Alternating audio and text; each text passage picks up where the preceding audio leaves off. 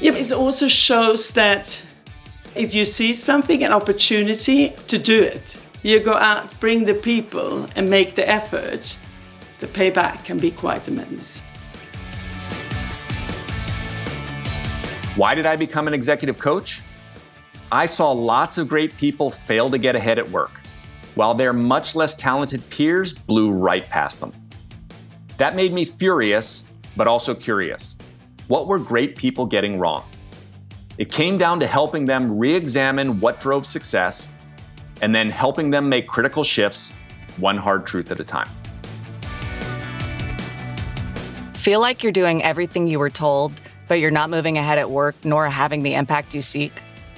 Then welcome to 97% Effective with Michael Winderoth, where we skip feel-good, happy talk and engage experts in pointed conversations about what it really takes to move the needle at work and your career.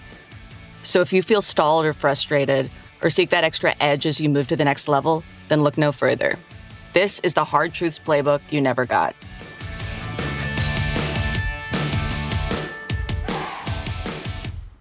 Hi, I'm Michael Winderoth, and you're listening to 97% Effective. You're at the senior level in your company or industry, but you want to transition to starting your own firm or taking on board, advisory, investor roles. Or maybe you know you will want to make that shift down the road. It's a transition many speak of, but not all do successfully. Today, I'm honored to speak with someone who has done it and is very thoughtful on what it takes to do so. Please join me in welcoming Cecilia Hultén, recognized investor, entrepreneur, and board member who is based in Copenhagen. Prior to her transition, Cecilia spent more than 20 years in senior financial sector roles, asset management, sales and advisory, derivatives, in Germany, Stockholm, London, Copenhagen, and most of those years at UBS and Nordea. In 2016, she left that world and has since co-founded two companies, C-Bio, a biotech enabling cures to cancer, and a data management company commercializing a project out of MIT's fintech program. She's also active at the board or advisory level at emerging fintech companies Consolidators, Compass Bank, and Temenos, and the digital healthcare provider Hey Doctor. Cecilia holds a Bachelor's of Science from Gothenburg School of Economics, completed MBA work at NYU's Stern School of Business, and executive education at MIT, Stanford GSB, and Singularity University. What did Cecilia, over the past 7 years, do to transition upward? And what can we learn from that? I'm eager to find out. Cecilia, a lot of admiration and respect. Welcome to 97% Effective. Thank you so much, Michael. I'm honored to be part of your great show. Cecilia, what's one thing about you that people don't see from your impressive bio or on the internet that you'd like us to know about? That's a great question. I would actually take it down to 2 points. The first one is that I surround me with some great sparring partners, people I trust who bring additional perspective and they're willing to challenge me. That's everything from executive coach, good friends, mentors, a dear husband. And then the second thing, I'm willing to get out of my comfort zone. I dare to explore, I test, and I learn from it. That's something I've done all my life. And I can give you an example. When I came back from New York and NYU, I took a job in Stockholm as a portfolio manager. After 3 years, I thought it was quite domestic and I longed to go out in the international world again. So I started to explore the opportunities, was offered a job in Germany, which included building up the Nordic presence with derivatives, structured products. And I thought, that's me. At the time, I didn't know any German. I didn't know anyone in Frankfurt. I lived together with my boyfriend to be husband, and many people thought I was insane. But I did it, and my now husband said, go for it, we find a way. And we did. And I think that's, again, coming back to the first point, surround you with great people. That idea of go for it and find a way, but having those people goes right into the topic here. Let's talk about that career transition from really big company, corporate exec, insider, to eventually the entrepreneurial investor board world. To start being very direct or maybe overly simplistic, these roles that you've got, Compass Bank, CBio, Consolidators, either the board, founder, pick one or two of those. What do you attribute to getting that role? That's good. They didn't just land in my lap. I picked two, Compass Bank and CBio. A challenger bank and a biotech company. There are a combination of factors why I was invited. First of all, my financial background. At the time, I came straight from Silicon Valley, Stanford, and Singularity, and with some interesting perspective, learnings, and network. I had done my first investments, both in health and fintech. And in both cases, I knew the people. And so there was a mutual trust. And I think that's very important. It doesn't say that you can only move in if you know the people. But if you don't, I think it's critically important that you build that trust or get to know and understand the motive and the driver for the other side. The first company that I founded with a partner in US, I did not know that partner well enough. So before we started to raise the funds, we actually split. So a learning lesson, something that is important. This part around people and trust, and obviously you said it doesn't happen overnight. What were some of the things about building strong relationships? I think that goes in everything you do with the people, if it's privately or in business. It's about trust. If you're going to drive something together, it's a roller coaster. So it's important to have this relationship that you can rely on and that are willing to challenge you, but still support you and you work together. And Cecilia, we leaped right away to the present. When you were back at that moment, 2015 or 16, were you very clear that this is where you wanted to be, where you're at right now? Was it intentional and this is my target? Or was there something else in your mind at that time?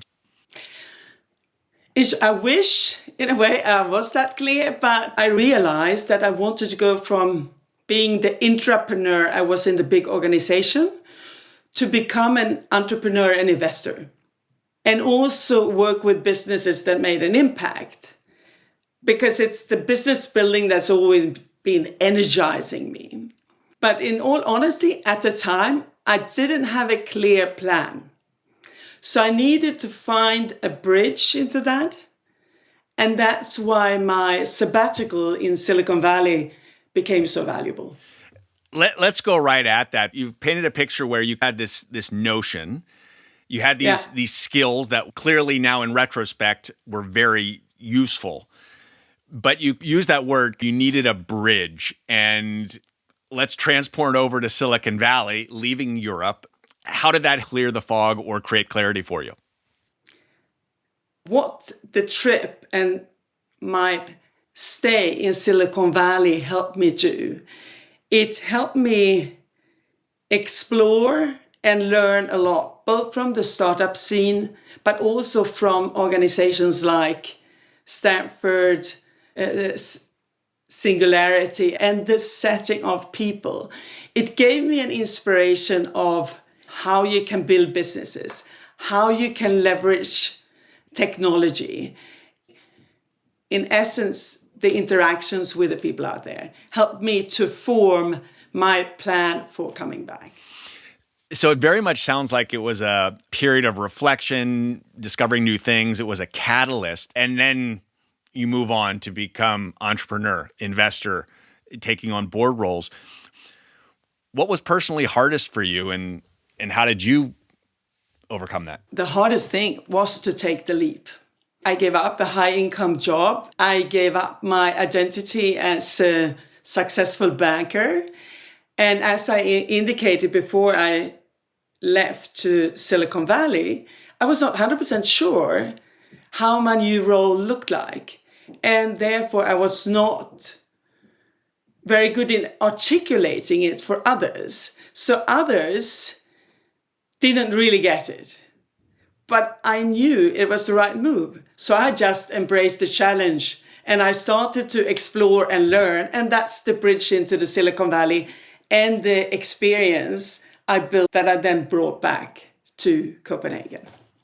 And this is where it became apparent that this path to more of you call, which is popular today, to say a portfolio carrier. Was there anything in that process that you started and tried to do, like, this is not moving the needle at all, or was even a waste of time, right? If you could advise someone else going through that process, avoid this at all cost, or this didn't work or impeded the transition, what would you call out?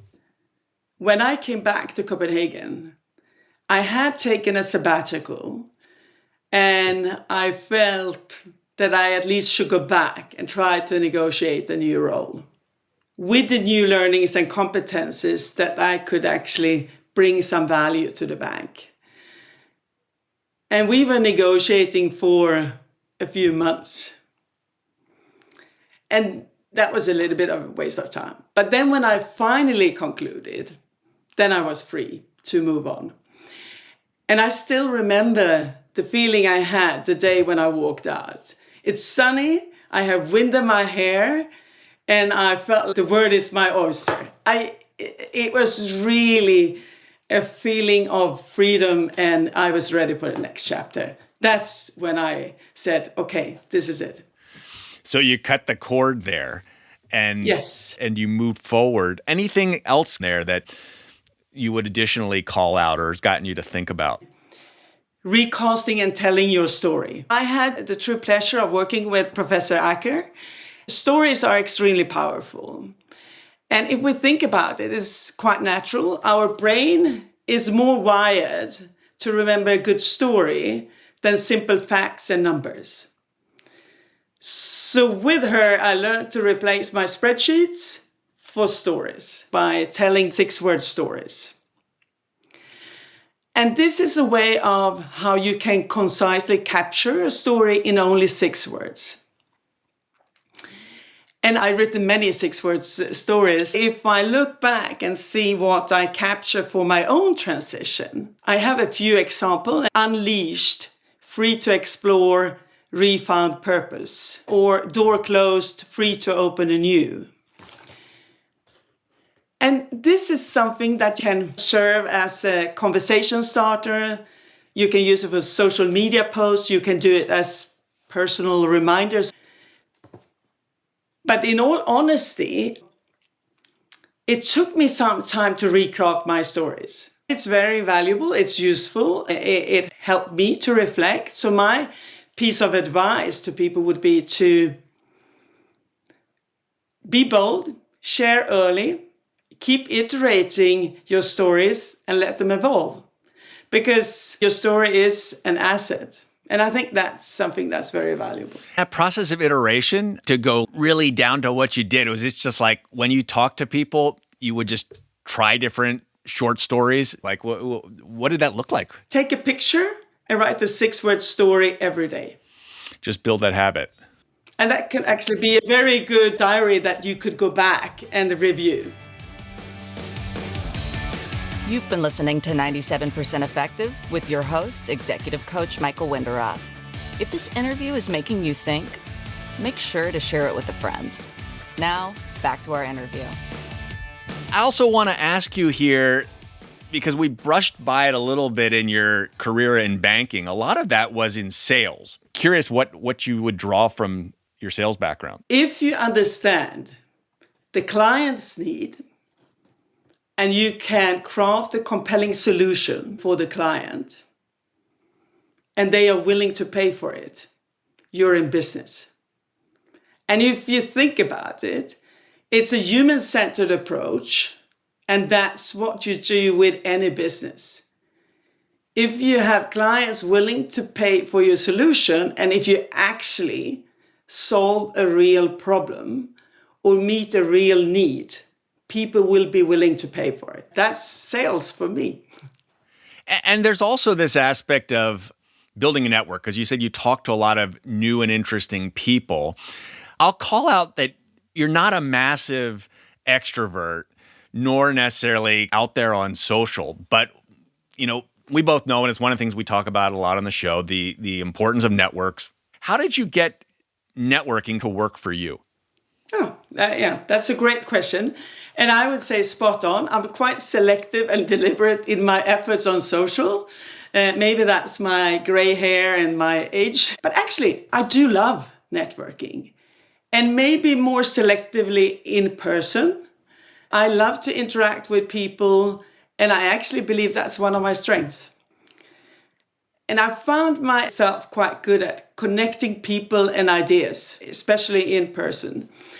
And one of my favorite activities started many years back when we lived in London. I came to Stockholm every now and then, and I didn't see some of the people I really cared about. So I started to arrange dinners when I stayed overnight, and I call them trend spotting dinners. I often brought different people to get a small group of people, and they didn't not necessarily know each other. So they brought different perspective, and they were only allowed to bring a future idea of what they saw as a trend. And that was the topics for the evening. And that was actually served me really, really well. I would recommend people to read John Levy's book, You're Invited, which also gives a lot of ideas of how you can create interesting networking opportunities. And I think you should not limit yourself to just go out and be at work events, etc.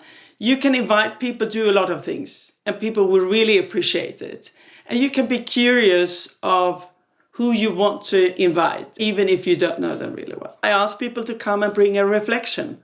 What they saw of how school is working. It could be on the global economy. It could be on a new legal action. People brought something they thought was interesting or challenging. And everybody then, let's say we were 5 to 7 people, we had a chance to discuss these 5 to 7 topics. So everybody got a chance to bring in something that was interesting. I love that, because you bring the topic that facilitates and creates the discussion. And I'll be honest with you here, Cecilia. One of my clients, she had told me, I hate this kind of go to a mixer or a bar where there's tons of people who don't know, but I like having people over for dinner, small groups. I presented to her what you did, and I do a similar thing for Thanksgiving. As you know, I'm here in Spain, and so I will invite 8 different people who are not familiar with the tradition over, who are somewhat connected to us, but in different ways. So I'm going to now add the part of a particular topic. So thank you for that. You're welcome. You're welcome. And I mean, it's a way of also mixing people and bring the weak ties together. And there's a lot of exciting things that can come out of these discussions. Yeah. And meetings and connections. To talk about exciting and even on a larger scale, I want to call out or have you describe what you did when you were at Stanford's program. You were one of the very early cohorts to be involved at Stanford's lead executive education program, which has now grown tremendously. You were one of the founders that started an event called Meet a We, which continues to this day. Talk about how that came about and how you've also leveraged or how that's helped you. Yes.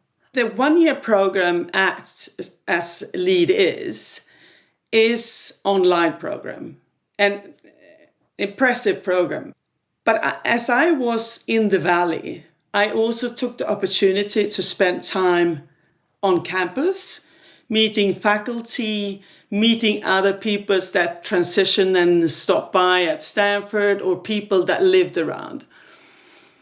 And what became clear, I was part of the second cohort, that we were a few people starting to say it would be great, we should all meet at campus.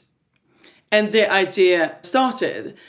So we were 3 people, Hosni and Ashita and I, that took the ownership of saying, let's do it. And we convinced faculty that this was actually a good idea. So we created this in 2016, a 3-day event.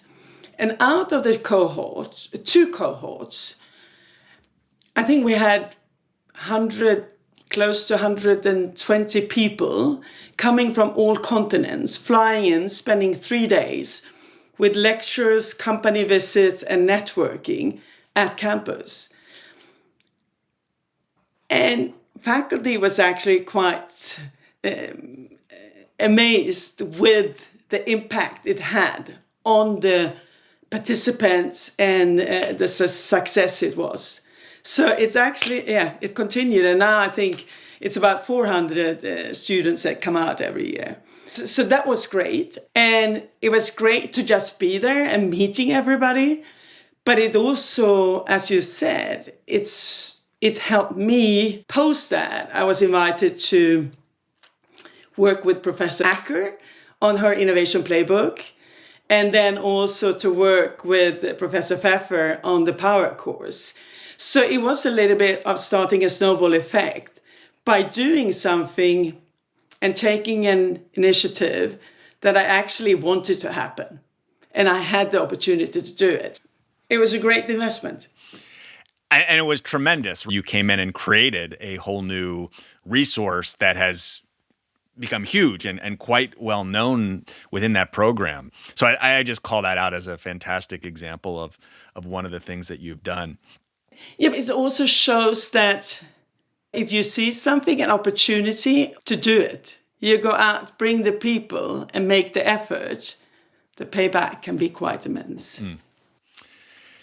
A question, as you do this transition, you're well established in the financial sector. You could take the sabbatical. You had some financial resources to rely on there. For those who may be earlier in their careers and they're thinking, yeah, I want to go become investor or move to entrepreneurship, board roles. If you think back to that stage of your career that people should maybe be doing and that 5-10 year mark to also facilitate or help the path that you've stepped into now?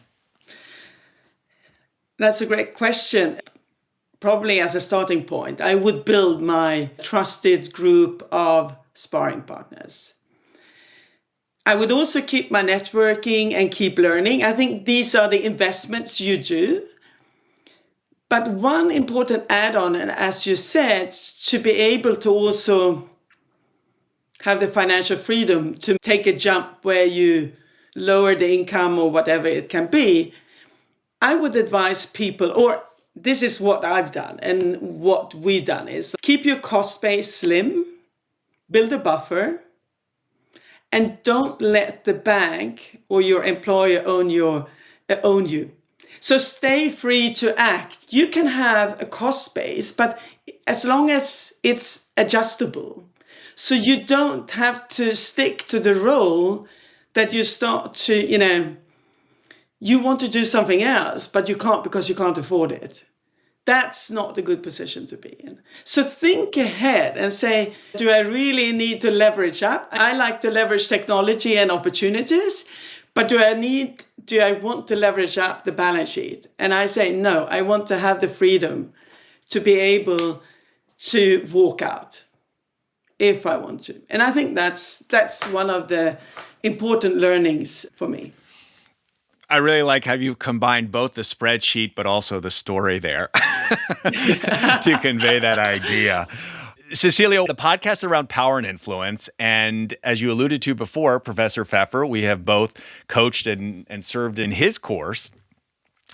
As you think about power and influence, your career in the financial sector industry, and you were an entrepreneur there, to now being outside and on the board and investor level, anything that you think differently about building power in that context versus building power now in the one you're in? In all honesty, the big shift in how I view power is before and after I took the Pfeffer course. I mean, where I had you as my brilliant coach, but there were so many good aha moments and eye-opener.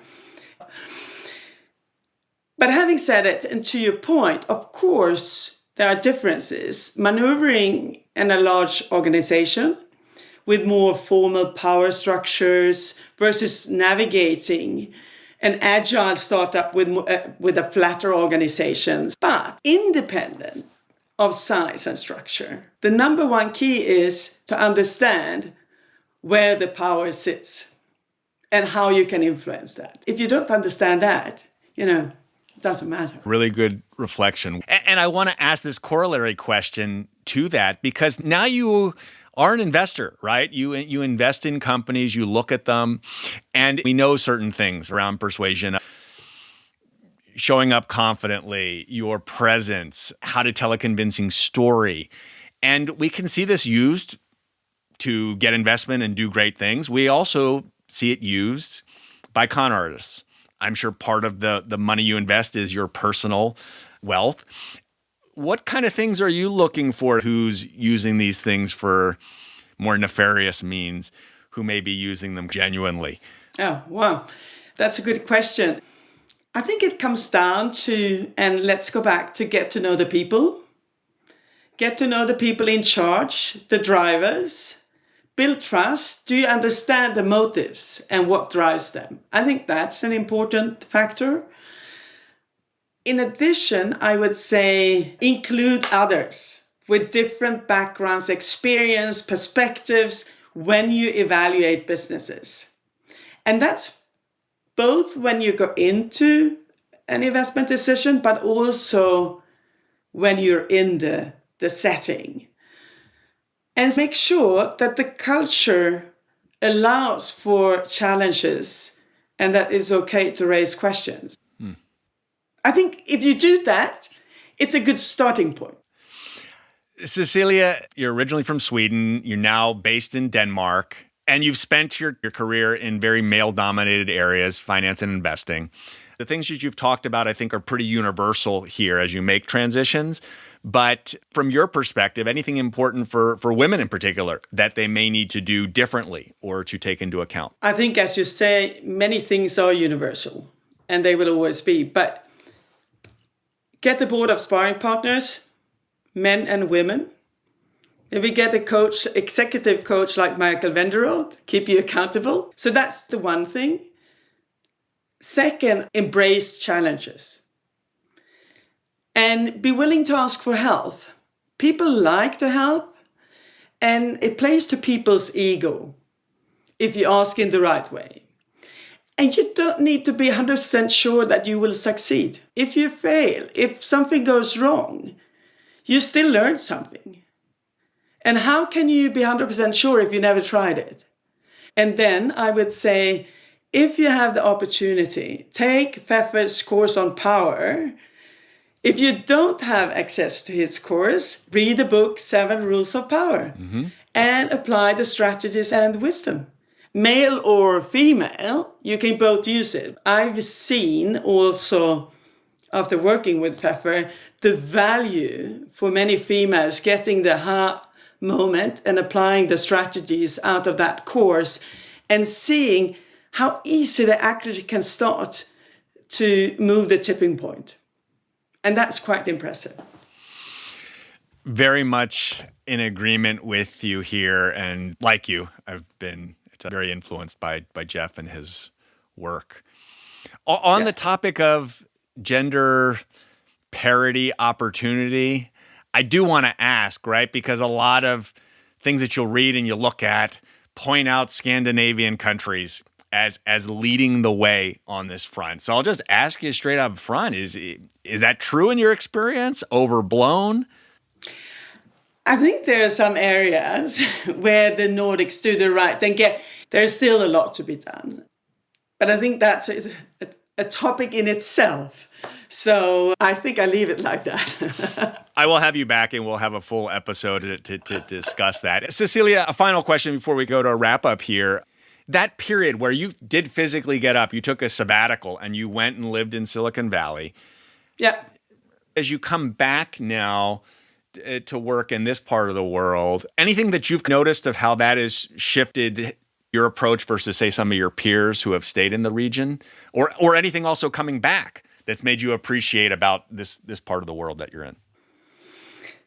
I think I can only answer for myself. So my time abroad, anytime, but then if we focus on the Silicon Valley, has clearly broadened my perspective, increased my network, and made my life richer.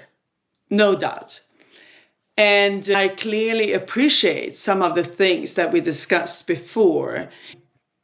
Having this arena with opportunities and people being willing to open doors for you and help. And as an example, when I was starting the other company, I realized together with my partner that there's one Google executive that would be very valuable to get hold of. I saw that he had some connections to Stanford. I wrote to him that I was connected to Stanford and what we were doing from the MIT.